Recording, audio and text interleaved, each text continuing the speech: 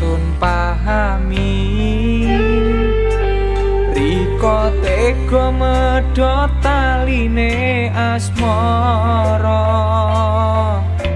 sing sanggup sun ngerteni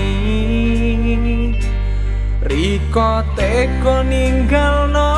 ambi wong liya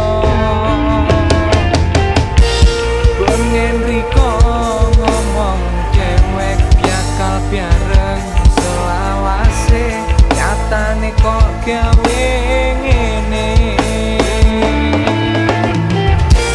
janji urip sampe mati sing bakal bisa ngelali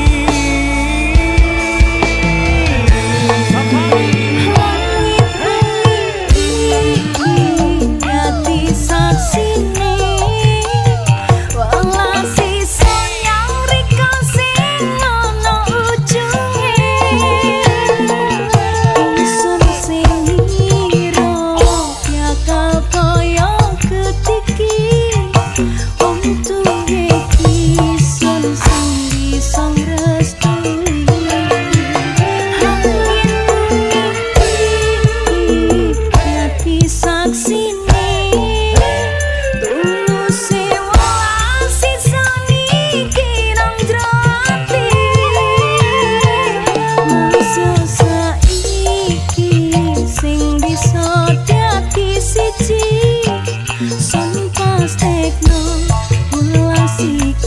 sampai mati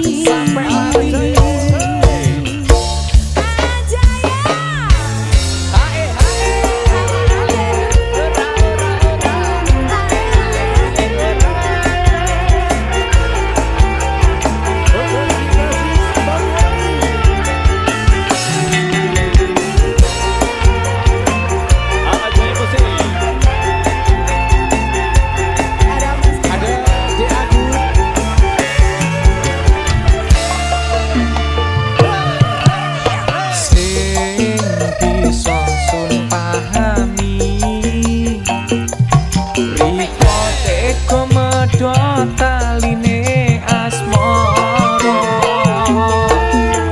sing sanggup sun ngerteni riko teko ninggalno ambi wong liya pengen riko ngomong dewek bakal biareng selawase nyatane kok gawe janji urip sampai mati sing bakal bisa ngelak